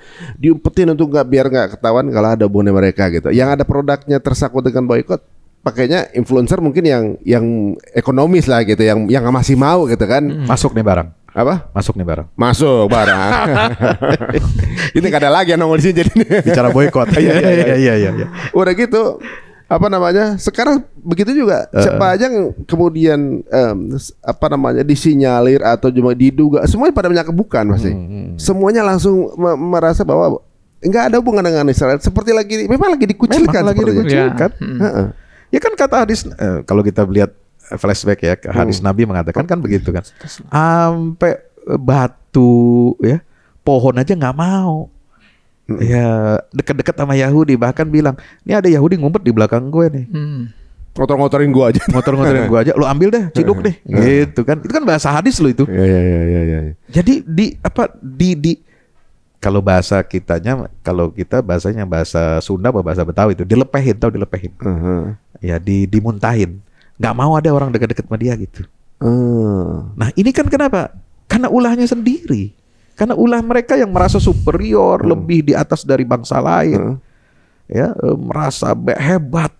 Merasa kami ini bangsa pilihan, the chosen people gitu ya. Kami punya tanah dijanjikan, promised land. Loh, promised land yang mana? Itu promised land berlaku kalau Anda masih mengikuti ajaran Nabi dan Rasul yang lurus dari kalangan Bani Israel. Buktinya apa? Di zaman Nabi Musa eksis mereka, Nabi Daud, Sulaiman. Karena masih lurus. Makanya mereka bisa tinggal di Baitul Maqdis. Setelah mereka melenceng, menyimpangkan kitab suci, ya, membunuhi para nabi dan rasul setelah Nabi Sulaiman wafat. Ya sudah dicabut lah sama Allah mandatnya. Nah iya itu udah gitu. Yang uniknya juga bukan hanya apa namanya semua tuh alergi gitu ya sekarang. Orang Yahudi sendiri sekarang ada juga gitu yang alergi dengan Yahudi. Itu Zion ya maksudnya. Apa Yahudi Naturekarta kalau nggak salah. Naturekarta. Udah itu Yahudi juga kan? Yahudi juga. Saya lihat konfliknya begitu loh. Konflik mereka sendiri juga nggak mengakui yang Yahudi yang di Israel ini sebagai, jangankan umat Islam deh, Ada kan video yang di Vietnam, keluarga Yahudi. Iya. Main di kafenya orang Vietnam, nggak ngerti agama, itu bukan Islam loh. Iya benar. Dan belum tentu juga dia penganut agama Tuan Railway, Tuan Railway itu ya. Iya. Itu aja dia anti banget. Lu udah ngebunuhin orang, Bos. Lu nggak punya malu, ngapain lu buat ngopi di tempat gue kan gitu. Oh dia ngomong gini, yang boleh makan sini nih anjing, kucing, sama manusia. Sama manusia. Dia nggak dianggap. Itu keluarga Yahudi kagak dianggap tiga-tiganya, coba bayangin. Padahal itu YouTuber loh, ya Pak, influencer, namanya The Jewish Family, Jewish Family. Iya. Itu menarik sih. Jadi udah semakin memalukan. Jadi sekarang yang merasa bangga ya berbisnis dengan mereka bakal jadi jutawan atau punya privilege, udahlah. Ukuran dunia itu nggak ada artinya. Ya. Sekarang orang semakin sadar, ya kan? Antara nilai kemanusiaan dengan nilai keagamaan itu harus berkelindan. Ya kan? Ini kan kita semua diajarkan nih sekarang. Bahwa apa yang dinyatakan oleh Allah dalam kitab suci Al-Quran itu benar, ada, fakta. Sifat-sifat buruk, perangai buruk Yahudi yang disebutkan dalam Al-Quran itu nyata, Bos, sekarang. Saya punya buku ya, anak buku saya tadi yang dibawain, tolong. Ya itu, saya di bab 1 itu tentang perangai-perangai sifat-sifat Yahudi yang ada dalam Quran. Ya kan? Ini udah gue terjemahin bahasa Inggris, Bos. Wah. Ya biar ntar. Oh ini versi Indonesia tapi Indonesia, ini versi Inggris, ya kan? Ini biar dibaca deh sama Yahudi asli. Oh. Ini buat yang Yahudi pesek, ini bisa baca ini dah. Oh. Ini sama sebenarnya. Sama, itu versi Inggrisnya. Saya mau terbitkan. Gitu kan? Itu betul nyata sekarang. Gitu. Dan kenapa coba di Al-Quran itu menyebutkan apa? Berulang kali mengatakan Nabi Ibrahim itu bukan beragama Yahudi, bukan agama Nasrani. Sekarang baru kita paham loh, apa hubungannya zaman dulu Nabi Muhammad kok ada ayat begini. Loh sekarang iya, ternyata mereka bawa-bawa nama Nabi Ibrahim untuk mengajak kita dialog, untuk menyembunyikan kejahatan mereka. Mereka klaim Nabi Ibrahim itu Yahudi memang. Iya. Bapak kami kan. Loh, kan zaman Nabi Ibrahim bukannya belum ada Yahudi? Belum ada. Yahudi kan Nabi Yakub kan, cucunya kan itu. Jangankan itu nama Israel. Nabi Bani Israel itu kan jadi beragama Yahudi kan setelah Nabi Musa ada Taurat. Itu jaraknya hampir 1000 tahun. Baru ada agama Yahudi. Oh ya ampun. Baru ada agama Nasrani kan setelah 2000 tahun. Setelah Nabi Ibrahim. Terus nyambungnya kemana gitu. Nah sekarang kita baru paham nih. Oh ternyata ada. Ternyata sudah diprediksi oleh Al-Quran ini. Ini bakal ada yang nyeret-nyeret. Upaya untuk menyatukan 3 agama ini ya menjadi penyesatan agama, bikin agama baru namanya agama Ibrahim. Itu Al-Quran sudah nyebutin 14 abad tahun lebih. Masya itu Allah. Sudah menyatakan menolak. No, tidak ada yang namanya agama Abrahamik yang menyatukan 3 agama Yahudi, Kristen dan Islam. Uniknya berarti sekarang konsep mereka tuh ya dengan Abrahamik, semua agama-agama yang keturunan Nabi Ibrahim dijadikan satu. Ini seperti konsep mereka ketika menyatukan satu mata uang jadi euro, jadi dolar gitu kan. Ada satu acuan untuk menjadi satu kontrol. Jadi kalau nanti agama itu jadi satu, Nasrani, Islam, Yahudi, kepalanya pasti Yahudi. Iya. Ya, memang maunya begitu. Emang intinya maunya gitu ya. Maunya begitu. Waduh, ini untung aja ketahuan sekarang gitu ya. Kalau sampai berlarut kita nggak tahu, kelihatannya doang depannya Islam, nggak tahu belakangannya value pola pikir kita udah sama lagi, jangan-jangan kesana. Iya, jadi saya mengimbau nih kalangan kampus ya, jurusan ilmu politik sekalian lah, karena ini kan sekarang udah menyasar banyak kampus ya. Kampus-kampus nih mulai dibobol-bobolin nih, istilahnya bedol desa, bedol kampus kalau istilahnya sekarang, dengan proyek dialog agama Yahudi Kristen ini, Yahudi Islam ini ya. Sekalianlah kita belajari mata kuliah Zionisme lah. Iya, bagusnya itu. Ada pelajaran Judaisme, harusnya ya. Judaisme, apa itu Judaisme? Ya, harus tahu dong kita. Ini dong nih. Gua nggak promosi ini. Nah, maksudnya ini kan ini pembahasan itu kan. Iya, cuma ini kan ya lebih teologis lah ya, normatif ya. Cuma yang menguasai politik, geopolitik. Nah, kemarin menarik tuh pernyataan PBNU ya. Mereka ini nggak kenal geopolitik. Nah itu titik masuknya. Ya. Anak-anak ini maksudnya nggak kenal geopolitik. Anak-anak ini nggak ngerti geopolitik. Kalau ngerti geopolitik dia bisa bermanuver. Nggak akan terjebak ke dalam arus ini. Akan ada pertimbangan lah gitu loh. Oh, dia akan nimbang mikir dulu lah ya. Mikir. Oh, ya, Bisa membedakan mana murni dialog antar agama, lintas iman, mana yang dialog itu sudah ditunggangi oleh kepentingan Zionis. Lah kalau dialognya sudah dijadikan brand, kemudian di pelakunya itu didorong oleh kelompok lobby Yahudi nih, AJC tadi, ya nggak netral dong. Udah nggak jelas murni dialog antar agama. Jadi eksploitasi jatuhnya. Eksploitasi politik. Nah, jadi menarik memang dijadikan kajian politik. Sekalian nyemplung gitu. Tapi sebenarnya kalau pikir-pikir negara kita aman ya, nggak ada penjajahan gitu ya. Tapi sebenarnya bahaya terjajahnya secara ideologi takutnya. Di Gaza justru dijajah, tapi keimanan tegas gitu ya justru. Nah kalau sekarang nih, kondisi update terakhir, kita ini posisinya gimana sih? Dalam posisi menjelang menang, atau emang lagi habis-habisannya, atau emang posisinya seimbang atau gimana? Soalnya kan yang dikeluarin tuh ketika dibom di segala macam gitu kan, dan Abu Ubaidah ini termasuk yang selektif mengeluarkan informasi. Karena mungkin benar juga sih, karena ngapain kita keluarin strategi ke publik gitu kan, nggak mungkin juga. Kalau kondisi dari bocoran dari kontak antum di sana gimana? Iya, pertama kita nggak perlu kontak, saya pun sebetulnya sudah bisa melihat arahnya. Ya awalnya kan yang menyerang Netanyahu dari pihak Yahudi sendiri itu mereka yang oposisi, Yair Lapid, ini oposisi. Kemudian juga Benny Gantz, oposisi. Sekarang yang nyerang Netanyahu ini orang dalam dia sendiri, bahkan tangan kanannya yaitu Yoav Gallant, Menteri Pertahanan Israel, itu yang awalnya itu bersikeras dengan idealismenya si Netanyahu, sekarang sudah mulai lempar-lemparan serangan nih antara dua orang ini. Netanyahu sama Yoav Gallant? Yoav Gallant, iya. Termasuk Mossad, ketua Mossad pun sekarang juga sedang ribut juga sama Netanyahu. Sudah semakin terlihat. Di sisi lain, Ben Gvir kalau nggak salah lagi ribut juga tuh di Ben Gvir juga masuk. Sudah benar-benar kacau lah.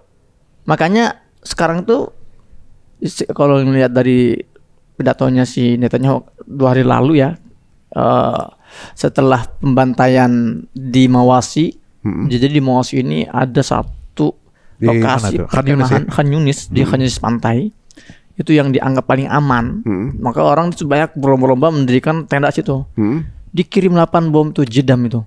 Bum 90 orang meninggal dalam satu serangan. 90 orang, bayangkan. Ya Allah. Dengan alasan apa? Alasan ada data intelijen bahwa di lokasi itu ada Muhammad Ad-Daif. Ada pimpinan tertinggal Qassam yang sedang diburu. Jadi gitulah Israel. Ini sejak tahun 2012 saya sudah dengar kabar ini. Makanya di Gaza kita nggak boleh bercanda atas nama Ad-Daif. Kalau ada yang bercanda misalnya, tahu gak? Di situ ada Ad-Daif loh. Suara itu terdengar oleh mata-mata Zionis. Meskipun cuma bercanda, itu satu komplek tuh habis. Jadi di Gaza pun banyak mata-mata tuh? Ada gitu. Jadi mereka ngebantai 90 orang itu hanya untuk membunuh satu orang, Ad-Daif. Dan itu pun jawaban statement terakhirnya Netanyahu itu, kami nggak yakin kami itu telah membunuhnya, gitu loh. Nah akhirnya dia membuat pidato. Iya, si Netanyahu ini ya membuat statement bahwa kami memang sengaja kurang lebih ya, kalau kita terjemahkan dalam bahasa yang nggak letterlek, kami sengaja memang melakukan pendekatan militer, maksudnya menghabisi sipil ini untuk menekan Hamas agar mau menurunkan standar dalam perundingannya. Nah, jadi dia sudah nggak punya cara lain selain yang ngebantain terus. Semalam tuh 100 serangan 30 yang dibunuh. Terus bam. Udah nggak ada konsep dong. Sudah nggak ada konsep, sudah nggak ada tujuan, dan semua sepakat. Tiba-tiba tinggi Zionis tuh, udahlah, kita nggak bisa menghabisi Hamas, nggak bisa. Ini sudah 9 bulan, kalian 10 bulan makanya. Kamu mau alasan apa lagi? Sudah tidak ada. Mau 10 bulan nih? Ini sudah hampir selesai 10 bulan bahkan. Jadi dari sini kita bisa melihat memang kehancuran mereka semakin dekat. Dan poin kedua gini, Mas Ari kan baru pulang dari Australia ya, melihat bagaimana militansi orang-orang Barat ketika mereka turun demo ke jalan-jalan, bahkan mereka digebugin oleh polisi, mereka tersenyum gitu ya, kebanggaan bagi mereka. Maka saya katakan, kalau respon kita sebagai umat Islam hanya sebatas marah, kemudian sedih, frustasi, dan paling mentok aksi-aksi demo, ketahuilah bahwa Barat itu lebih marah dibandingkan kita. Orang Barat lebih emosi dibandingkan kita, dan mereka lebih militan dibandingkan kita. Terus apa pesan yang mau disampaikan oleh para pejuang kepada kita umat Islam, dan apa respon yang pas untuk kita? Responnya adalah ya kita mulai mengedukasi, mulai sadar gitu loh, sadar bahwa ini itu kita selama ini telah membiarkan warga Gaza yang sedikit itu memikul beban-beban besar sendirian, dan mereka mengorbankan puluhan ribu nyawa mereka demi memikul beban itu. Sudah saatnya sekarang kita ambil beban itu, kita angkat bersama-sama. Kalau melihat Eropa sekarang marah, ingat kata-kata saya, ntar ketika gencatan selesai, mereka akan redup. Nah, tapi disitulah PR kita. Kita nggak boleh redup. Kita akan sebagai bukti bahwa kita ini tidak hanya tidak salah dalam mengambil hikmah Ibrah ini. Kita akan semakin solid di situ. Ya, dan semakin dekat gitu. Ada sense of belong. Saya sudah cerita mungkin 2021 saya diundang dalam konferensi internasional di Turki, Istanbul, oleh itu diadakan oleh para petinggi Hamas di sana kan. Saat itu ada sekitar 500 peserta dari berbagai negara. Tapi ini undangan untuk oleh NGO Muslim di beberapa negara hadir di situ. Nah, di satu pertemuan tertutup VIP sebelum registrasi, itu Ismail Haniyah itu menampar muka kita, pak gitu loh, dengan statement dia. Ya, saya sudah sampaikan substansinya di podcast sebelumnya, tapi saya nggak sampaikan kisah ini ya. Nah, apa kata Ismail Haniyah? Ya ahbabna, ishu, istayqazu, antum lastum tadaminin. Wahai saudara-saudara kami umat Islam, bangun dong, sadar. Sudah bukan lagi waktunya kalian ini bicara narasi solidaritas. Itu nggak pantas, itu bukan narasi kalian. Kalau Barat ya turun ke jalan-jalan karena aksi solidaritas, karena kasihan. Kalian bukan. Kalian ini korban, ya gitu loh kata Islam. Itulah kata-katanya. Bukan cuma Gaza loh, lu juga kalian gitu. Kalian korban. Ya gitu. benar. Kalau kalian hanya menggunakan narasi solidaritas, peduli, maka kalian itu akan cepat redup. Ntar perang selesai, udah redup lagi nih. Tapi kalau kalian sudah merasa kalian korban, dan memang kalian korban, karena kan ambisi Israel ketika menguasai Palestina itu bukan hanya menguasai wilayah Palestina, ya tapi itu menguasai seluruh ya wilayah yang lebih luas, dan juga melemahkan umat Islam di situ. Melemahkan umat Islam, itulah kenapa ketika Israel meneriakan SOS ya, memanggil bala bantuan, semua Eropa itu bantu tuh. 27 negara Eropa berbondong-bondong membantu Israel menghabisi Gaza. Ada apa? Apa kepentingan mereka? Karena mereka tahu kalau Israel ini runtuh, maka hegemoni Barat runtuh. Iya kan? Benar. Maka ini bicara hegemoni sebetulnya. Iya. Maka white supremacist dong, terutama negara G7 itu. Iya. Maka kata Ismail Haniyah, kalianlah korbannya sekarang itu. Kalau kalian jadi ubah mindset. Ya, sekali kalau kita hanya sekedar peduli, itu adalah motivasi yang rapuh. Makanya hadis yang mengatakan man la yahtam bi amril mu'minin atau muslimin. Ihtamma ini sebetulnya arti aslinya bukan sekedar kepedulian. Ihtam ini artinya hamma yahummu, gelisah. Kemudian gerah, marah, emosi. Jadi kita enggak cukup hanya kasihan, enggak, tapi kita gelisah, marah karena kita ini sedang diinjak-injak loh. Baitul Maqdis ini adalah pusat kekuatan Islam. Ketika mereka diinjak-injak, kita pun lemah. Nah, kalau kita sudah merasa kita ini korban, apa konsekuensinya? Satu, kita akan punya emosi yang sama seperti emosi yang dimiliki oleh anak-anak Gaza di sana. Dua, kita akan punya amarah yang sama seperti amarah yang dimiliki oleh kaum wanita di Gaza. Dan tiga, kita akan punya keistiqomahan, konsistensi yang sama seperti konsistensi para pejuang-pejuang Gaza di sana. Maka ini syaratnya nih. Jadi kalau kalian mau agar kita ini konsisten, steady, ya nggak redup, maka ubah mindset. Kita ini korban, kita nggak sekedar peduli. Gitu loh. Maka mulai hari ini kita kalau sudah merasa korban, kita akan mempersiapkan semuanya nih. Iya, benar. Fisik kita, kemampuan pikiran kita, gitu loh. Dan kalau kita sudah merasa korban, berarti kita sudah menjawab why, kenapa? Kenapa kita berjuang? Karena kita korban. Kalau pertanyaan why sini sudah dijawab, maka pertanyaan lanjutan seperti what dan how itu akan terjawab. What, lalu apa yang akan kita lakukan dan bagaimana? Nah, masalahnya sekarang masih banyak yang gagal menjawab pertanyaan why-nya dulu. Masih solidaritas gitu ya? Ya. Masih sama nih sama yang baru tahu mengenai konflik ini berarti. Ya. Kalau kita sudah merasa ini bagian dari perjuangan kita akan alokasi jalan. Nah, ini relate nih apa yang mau saya sampaikan begini. Kalau cuma solidaritas, kesian kemanusiaan, kita pasti bantu. Ya dong, donasi kemanusiaan. Ya. Nah, kalau nggak sampai kepada inti tadi masalah bahwa kita tuh korban, kita bakalan cuek, bos. Terutama yang mengaku muslim, mengaku, mohon maaf, influencer, ya. Dia nggak peduli tuh, dia udah tekan kontrak, endorse produk yang terafiliasi, mohon maaf ya. Itu dianggap, ini kan bakal selesai juga nih perang nih kan. Ya, hidup akan kembali normal. Dibayangkan akan kembali seperti akan kembali sebelumnya. Normal. Ya gue nggak masalah dong, tekan kontrak. Ya. Dengan perusahaan terafiliasi. Malah direktur Israel perusahaan Sun itu berjabut. Iya. Artinya kan Israel ini kan sekarang sedang permak muka nih, memperbaiki ceritanya supaya bisnisnya nggak hancur. Oplas. Nah, makanya dia gelontorin banyak duit tuh, ratusan miliar. Berapa? Ya untuk satu negara aja bisa ratusan miliar. Untuk memperbaiki citranya nih, jangan sampai nih produk gue nih yang terafiliasi Zionis diboikot sama umat Islam gitu sampai jangka waktu yang lama. Karena kan nggak jelas nih. Tapi kalau kita boikotnya cuma sampai selesai perang, ya akan kembali normal dong ekonomi Israel. Iya. Kita pengen ini harus ada produk-produk alternatif yang kita rekomendasikan supaya mengganti secara bertahap. Ini umat Islam harus diarahkan ke sana. Gantilah produk-produk itu dengan teman-teman kita sendiri. Bukan boikot lagi, udah replace ya? Udah replace. Ya. Sudah harus begitu. Buy and cut. Buy and cut. Belilah produk-produk lokal kita, cut produk mereka.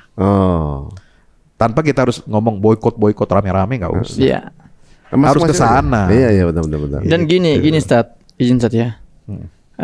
Gerakan boikot ini nggak bisa dilakukan secara parsial. Ya nggak bisa kita hanya menjadikan masyarakat sipil sebagai objek untuk gerakan besar campaign ini. Tapi kita juga harusnya menyasar para pengusaha-pengusaha muslim terutama. Gitu loh. Gini, kalau ada yang bertanya misalnya, Ustadz, bagaimana dengan nasib para pegawai di restoran itu gitu ya, yang terancam bangkrut gitu. Nah, kalau jawaban saya pribadi ini sebenarnya bisa salah. Gerakan boikot fisabilillah, kalau UBN kan nyebutnya kan boikot fisabilillah, ini harus bagusnya itu dilengkapi dengan gerakan resign fisabilillah.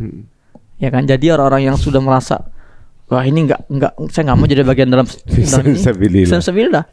Dan gerakan resign fisabilillah ini harus disambut oleh gerakan rekrutmen fisabilillah. Keren tuh. Jadi pengusaha-pengusaha muslim ini ya yang punya banyak peluang kerja, manfaatkan. Saya akan merekrut gitu ya para pegawai yang resign dari resto-resto atau dari produk-produk yang pro-terhadap Zionis. Ini kan jadi saling melengkapi. Keren banget kan? Boikot fisabilillah ya dilengkapi dengan resign fisabilillah, disambut oleh rekrutmen fisabilillah. Ini mungkin bisa bikin malu yang kesana kemarin. Yang 5 orang kemarin mau menghamba ke sana, padahal mereka ini yang punya kemampuannya di pekerjaan itu aja, jadi gantungan hidupnya aja mau merelakan gitu kan. Ini sebuah pengalaman kontradiktif yang ibaratnya kalau dari sisi keilmuan mungkin pendidikan mereka ini jauh lebih tinggi dibanding mereka yang kejadian. Tapi justru dari tingkat keimanannya Masya Allah luar biasa begitu. Itu dia. Jadi pendidikan tinggi formal itu tidak menjamin seorang itu punya empati, punya kecerdasan emosional yang baik. Nah, jadi memang inilah masalah di tengah-tengah kita itu. Ya, ini yang kita sayangkan. Mereka terlalu prematur. Ya, prematur. Kemudian ya bisa dikatakan mungkin ingin cari popularitas juga gitu ya, tanpa pertimbangan yang matang gitu. Kamu sudah tahu pasti akan viral, udah tahu pasti. Iya, pasti. Saya rasa kan viralnya yang jelek, bukan kebaikan. Gitu. Loh, kalau diposting di sosmed pribadi itu kemungkinan viralnya, kemungkinan untuk berharap di viral pasti ada, benar nggak? Menurut antum? Iya, pastilah. Iya. Tapi kan jelek. Dan gini, Ustaz, ada kalanya orang itu. Ustaz, ada kalanya orang itu sengaja beda meskipun jelek demi viral. Ada seperti itu kan? Manajemen konflik gitu kan? Itu sering kali seperti itu kan? Memang ada juga memang bagian dari. Jadi udahlah kita bikin rame gitu. Kita pokoknya mau diketawain, kayak yang penting kita viral dulu deh gitu loh. Orang-orang sudah terbrand dulu, ini pernah denger nih, pernah nih. Jadi gaduh dulu gitu. Ya ada, tapi namanya jadi naik gitu. Ya. Ada juga soalnya yang suka mengadvokasi Israel, kan namanya naik walaupun dibully kan. Ya benar juga kayak gitu. Nah ini mungkin pertanyaan terakhir dan juga Syekh. Kan di beberapa negara pendukung Israel sekarang sedang ada pergantian nahkoda, gitu kan?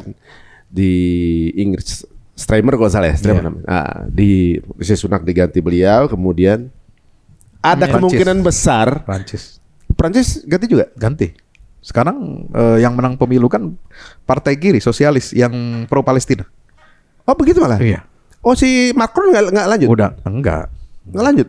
Nah ini kan ini juga unik nih, pergantian kepemimpinan. Bahkan di Amerika sendiri ada kemungkinan besar Trump lagi. Dengan Trump kan pendukung Israel. Iya. Nah menurut pandangan masing-masing nih, pandangan antum gimana? Menurut antum gimana?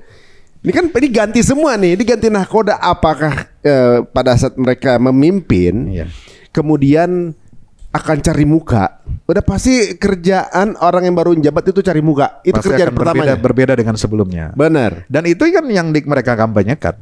Mereka mengkampanyekan apa? Pemihakan, ya, kepedulian kepada kelompok tertindas seperti Palestina.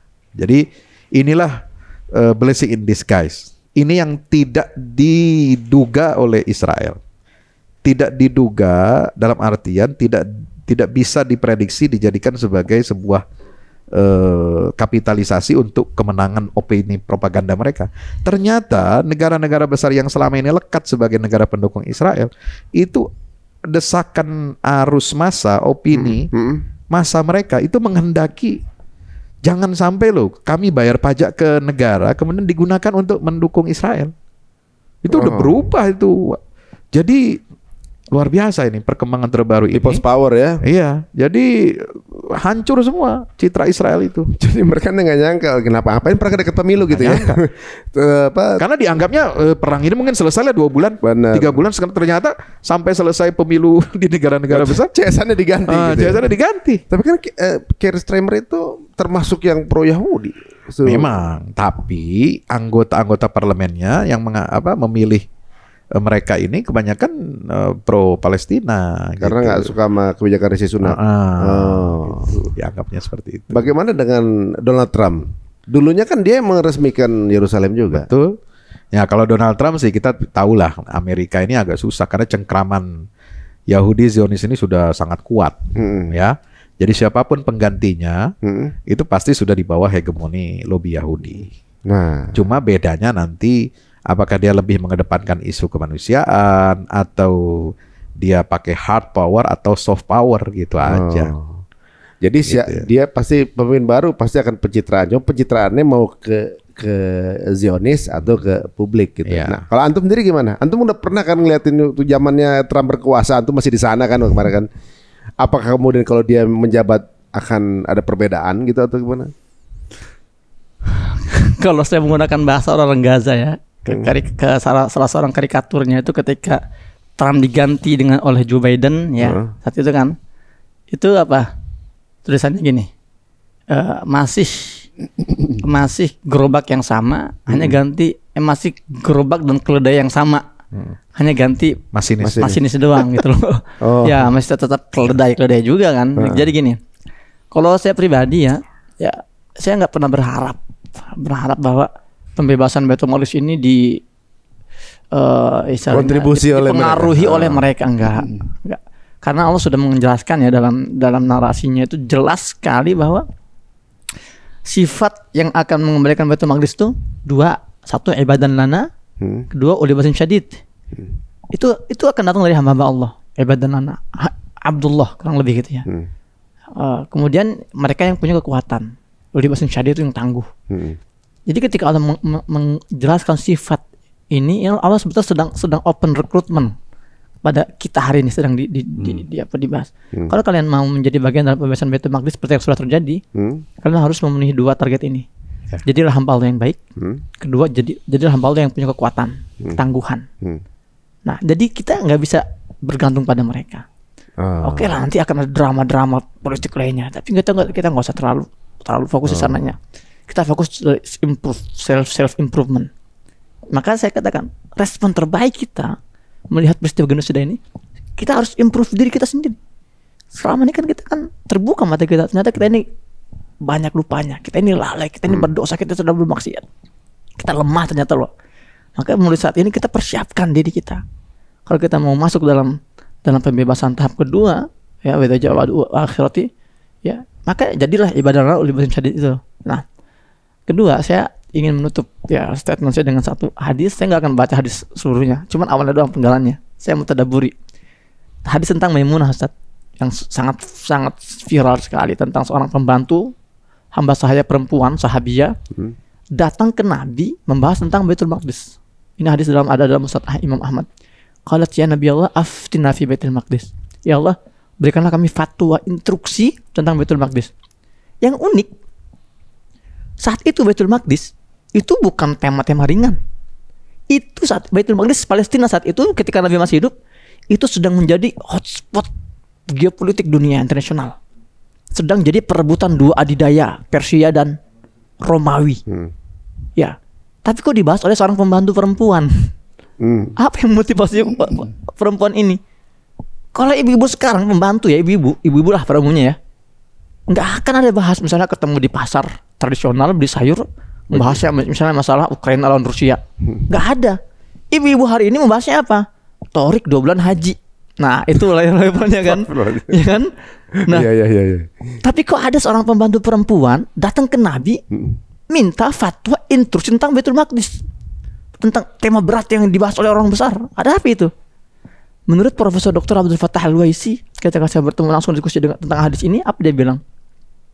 Memang baik ketika Nabi di Mekah maupun di Madinah, yang trending topik hari itu di kalangan para sahabat adalah isu Baitul Maqdis. Itu yang trending topik loh, tanpa sosial media, tanpa Twitter, tanpa hashtag. Siapa yang membuat itu trending? Nabi Muhammad SAW sendiri. Beliau turun ke forum-forum, beliau ngumpul dengan para sahabat besar, beliau bicara Baitul Maqdis. Beliau ngumpul dengan para sahabiah besar, bicara tentang Fadail Bumi Syam, keutamaan Bumi Syam. Beliau ngumpul dengan anak muda, beliau bahas Masjid Al-Aqsa. Jadi beliau itu adalah orang yang paling getol mengangkat isu Baitul Maqdis agar jangan tenggelam. Beliau sendiri turun ke jalan-jalan. Kenapa beliau seperti itu? Karena ada ambisi. Karena beliau melihat itu visi misi besar kita hari ini. Beliau jaga jangan sampai redup, jangan sampai tenggelam itu loh. Nah, maka karena di sini bicara Baitul Maqdis, di sini bicara Masjid Al-Aqsa, di sini bicara Bumi Syam, seorang pembantu pun akhirnya capek. Ya Rasulullah, kita harus ngapain? Gitu loh. Apa hikmah yang kita ambil dari sini? Tugas kita hari ini mengganti peran beliau. Ngumpul, buat seminar tentang Baitul Maqdis. Datang ke sini, bicarakan Baitul Maqdis. Postingan-postingan ikat dengan Baitul Maqdis, apapun itu. Ya, itu cara kita untuk menjaga tradisi, tradisi Nabi SAW agar isunya jangan redup. Nah, seperti itu. Nah, saya tambahin. Sampai ada seorang perempuan sahabat Nabi, nggak disebutin namanya. Dia bukan orang terkenal seperti tadi pembantu kan. Ini sakit. Dia bernazar, kalau saya sakit sembuh, saya pengen sholat di sana di Baitul Maqdis. Coba bayangin. Sampai datang ke Ummu Salamah, minta izin. Kamu nggak bisa, kamu itu di sana lagi dijajah. Lebih baik kamu begini-begini aja. Artinya apa? Itu sudah jadi pembicaraan umum Baitul Maqdis ini.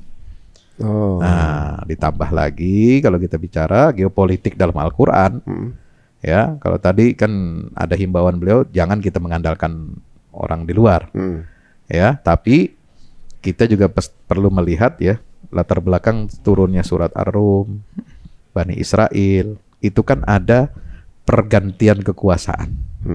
Islam itu akan menggantikan dominasi Persia dan Romawi. Nah, sekarang ini nampaknya juga hampir mirip. Ketika peradaban Barat ini segera mengalami masa decline, ya, karena nilai-nilainya sangat rapuh, walaupun ditopang oleh materi, kekuasaan, uang dan sebagainya. tapi rapuh dia. Terbukti dengan diuji dengan masalah Palestina Gaza aja, itu sudah kehilangan citra, kehilangan muka. Makanya apa sekarang? Nah, itu harus dimanfaatkan untuk apa? Pergantian sunnatullah, ada pergantian kepemimpinan peradaban itu. Nah, umat Islam ini diharapkan apa? Terus bicara tentang Baitul Maqdis, ya, walaupun kita dalam keadaan terkucil, terisolasi, seperti Gaza diisolasi 17 tahun, 18 tahun, dia nggak bikin dia kecil. Malah semakin hebat, semakin besar. Kenapa? Karena membawa misi untuk pembebasan Baitul Maqdis, maka dia dibesarkan oleh Allah. Ya. Masya Allah. Betul. Siapa orang komunitas Muslim yang membawa misi mulia ini, sebagaimana Rasulullah membawa misi mulia itu, dia akan dijaga dan akan dibesarkan oleh Allah dengan cara yang Allah kehendaki dan di luar nalar kita. Masya Allah. Kurang apa dia diboikot sama Barat, oleh Israel, bahkan oleh saudara-saudaranya negara-negara Arab itu dihasut oleh Amerika dan Israel untuk memboikot Hamas ini. Tapi nggak mempan, bos. Di luar nalar ini. Sampai gerakan-gerakan mereka sudah sistematis seperti itu, politik, ekonomi sudah dibuat sedemikian rupa, nggak bisa juga. Malah dia semakin mendapat dukungan dunia internasional. Luar biasa. Satu-satunya negara yang benderanya dikibarin seluruh dunia. Masya Allah. Padahal dia nggak ada urusan tuh dengan masalah. Lu mau terserah lah, mau Amerika siapa pemimpinnya, Eropa siapa pemimpinnya, mau ganti terserah, bodo amat. Kira-kira begitu. Makanya redaksi hadisnya la yadurru man khalafahum. Kata Nabi kita mengatakan la tazalu ta'ifatun min ummati, akan ada satu kelompok kecil dalam umatku yang selalu tampil dalam kebenaran dan tidak akan terdampak oleh apapun orang-orang yang mengucilkan, menyelisih mereka gitu. Aduh, melantarkan. Ini sebenarnya seperti ya ibaratnya pesan ya dua tamu kita kali memesankan kepada kita, jangan kendor kita, jangan sampai kita malu sama yang justru bukan Muslim untuk terus menyuarakan mengenai Baitul Maqdis. Kita menyuarakan untuk kemerdekaannya, bukan berarti malah berjabat tangan sama musuhnya, sama yang menjajahnya. Menjajahnya ya. Waduh, alhamdulillah nih waktu kita hari ini daging semua yang kita dengar hari ini dan makin terbuka, dan dengan adanya yang sedang viral belakangan ini, justru ini sebuah rezeki buat kita. Rezeki nomplok. Kalau nggak tahu nih jeruannya apa aja nih. Siapa jaringan-jaringan pendukung Zionis di Indonesia. Jadi biasanya tiba-tiba silent killer nggak tahu udah ketahuan gitu kan. Nah, alhamdulillah. Waduh, jazakumullah khairan ini untuk dua guru saya ini ada di sini, dan mudah-mudahan juga teman-teman semuanya. Jadi kita tahu bagaimana harus bersikap dan juga terus aware gitu ya. Jangan kemudian tertular dengan narasi-narasi yang kita pikir adalah sesuatu yang bernuansa moderat gitu, tapi ternyata justru perlemahan untuk perjuangan. Waduh, Mas Ari udah punya ini? Apa belum? Oh, yang ini belum. Yang ini belum. Yang ini belum. Yang ini versi bahasa Inggris kan? Ya, versi bahasa Inggris. Gitu. Ini ntar mau kita cetak. Siap-siap kalau gitu. Ya, terima kasih waktunya Ustadz dan juga Ustadz Husain semua. Mudah-mudahan dengan tayangan ini memberikan banyak semangat lagi yang timbul di pemuda Indonesia untuk terus memperjuangkan Baitul Maqdis. Dan jika ingin lebih dekat lagi dengan dua narasumber kita, monggo silakan di @Instagramnya Fadol. Instagram itu ganti-ganti terus kan? Ada 4 sekarang. Ada 4 sekarang. Kita DM saat, nggak tahu bukan sama beliau, nggak tahu admin. Dengan apa yang sekarang? Yang M Hussein _ Gaza 01. Oke. Yang itu yang aktif. Ya. Kalau antum? Saya juga ada 3 sekarang. 3 juga. Kemarin udah dimatiin. Bulan November tuh. November. Iya. 2023. Sekarang saya bikin Ustadz Fahmi Salim _official, terus ada Al-Fahmu Media, sama Baitul Maqdis.institute. UFS sudah nggak ada tuh? Nggak ada. Nggak ada lagi. Syahid. Udah Syahid ya, Syahid. Jadi kalau kita belum syahid, paling tidak akun kita sudah syahid duluan. Iya. Kalau saya algoritma udah Syahid. Ya teman-teman semuanya, jika dirasa ini bermanfaat, monggo silakan share sebanyak-banyaknya linknya dan sebarkan informasi ini, dan jangan lupa juga untuk selalu terus berdoa supaya kita menjadi salah satu yang perjuangkan Baitul Maqdis. Amin Allah, amin. Ya, sampai ketemu lagi di episode berikutnya. Assalamualaikum warahmatullahi wabarakatuh. Waalaikumsalam warahmatullahi wabarakatuh.